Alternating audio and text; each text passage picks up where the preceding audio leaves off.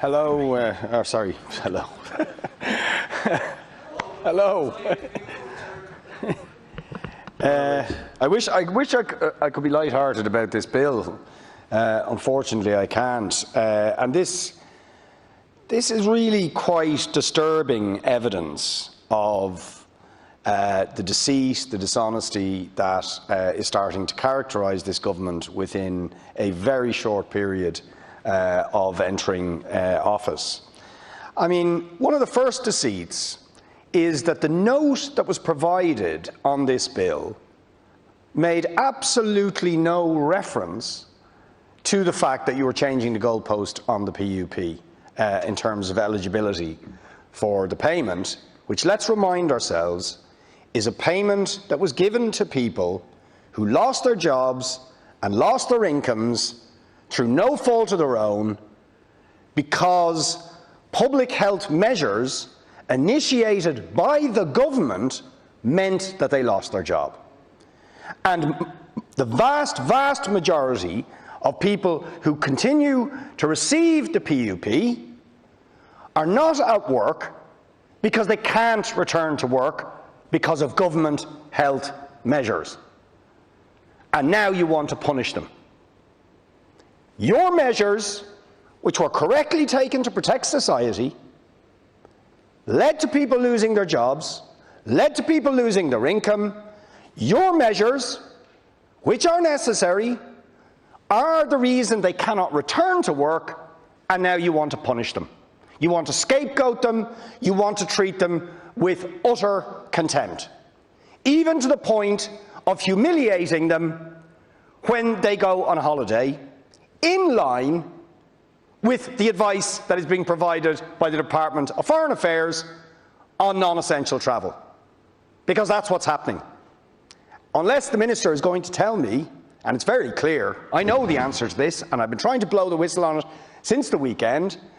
Most people didn't even get it because it's the intersection of your statutory instrument and the DFA advice on the issue of travel. Because your statutory instrument says that getting the PUP is conditional on following the travel advice. But what the travel advice actually says is non-essential to travel to 13 countries is allowed.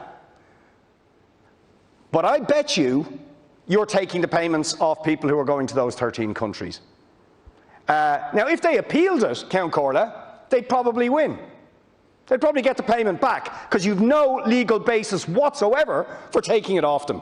And of course, prior to your statutory instrument, you were doing this as well in June and April, and you didn't even have a statutory instrument at that point, and you were doing it.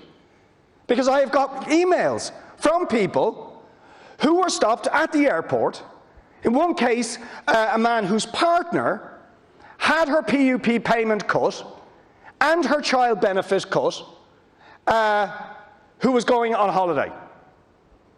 It's absolutely unbelievable, Count Corla, what is going on. And you had no legal basis for doing that at the time. None.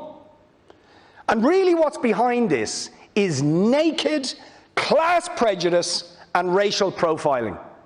That's what's going on. Because it is okay for the rich, or those who are lucky enough that they have been able to return to employment, to go to the green list countries. And by the way, I just want to make clear, as far as I'm concerned, we should all be following the NEFIT advice for no travel, no non-essential travel. But it is the government who are departing from that advice. It is the Department of Foreign Affairs who is departing from that advice. Even today, again, Simon Coveney says, oh, but it's actually safer to go to 13 countries than it is to stay here. Which begs the question, maybe we should all go to Greece and Italy and Cyprus because it would be safer there. Except it wouldn't be very safe for the Greeks and the Italians and the Cypriots because we'd be taking the virus over there. We'd miss you. But that's okay, apparently. But you're going to punish people, poor people, people who've lost their job through no fault of their own, for following the advice that is on the Department of Foreign Affairs website. That is what's going on. It is shocking, right? And the double standards behind it are really shocking. But I wonder if the Taoiseach decided he fancied going to Italy or Hungary or Cyprus, would he have his salary docked? Public money? No, he wouldn't. You're singling out people on social welfare payments. I got a message today from a carer who was stopped. A carer, right, taking a bit of respite. This is sickening stuff. I mean, really.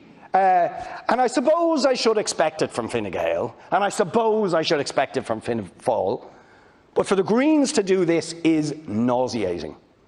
Utterly nauseating.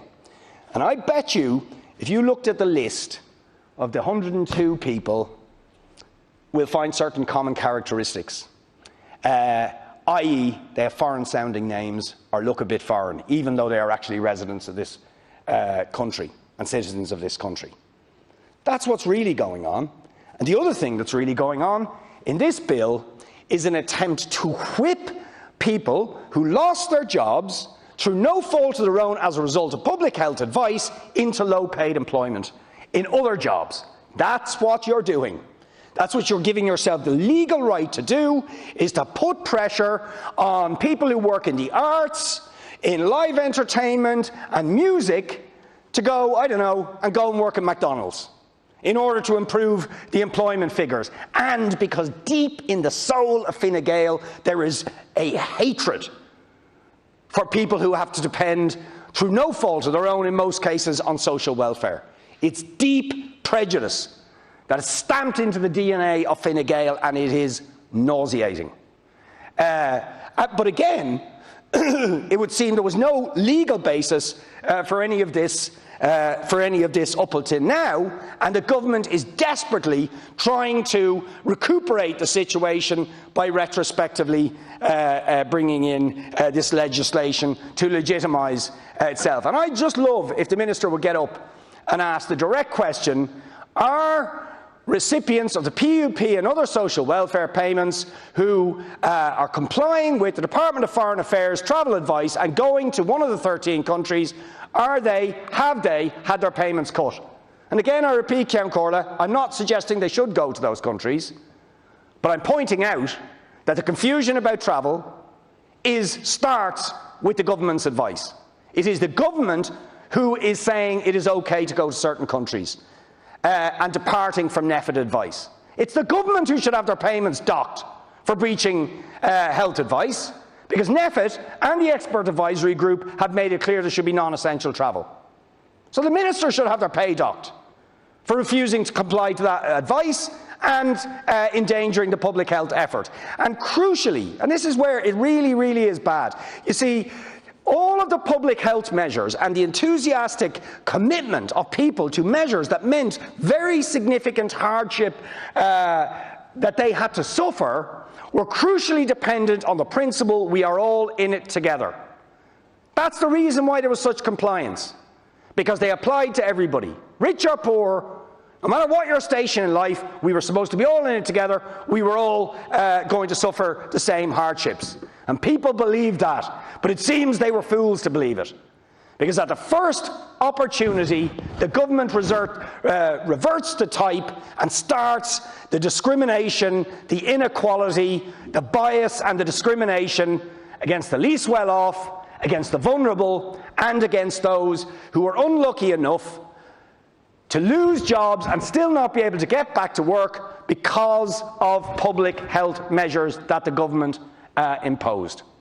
That is the truth of what is going on, and I mean, really, I am at a loss for words as what the government is saying. And I would love if the Minister get up and says, "Oh no, actually, the DFA advice, if people went to one of the 13 countries on the payments, they're being allowed go.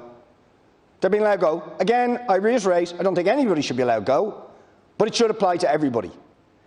But I bet you they're not. They're losing their payments. And it was clear when the Minister got up today and said, yeah, we're saying nobody should go. And the very same Minister who's saying that actually says on his website it's okay to go to 13 countries, but we'll only impose penalties on certain people, certain categories of people. And they will tend to be the less well off, the vulnerable and those who've lost employment. So we will try to amend this legislation. I do have to say, Count Court, I'm disappointed our other amendment wasn't taken, seeing as we facilitated a rushed bill, guillotines and so on. But nonetheless, we have an amendment to take out this attempt to change the goalpost behind the PU payment and to smash up, which is what you're doing, the principle of solidarity which underlay the public health measures. It would be better if the government accepted that section, but we will be putting it to a vote later tonight. Thank you very much.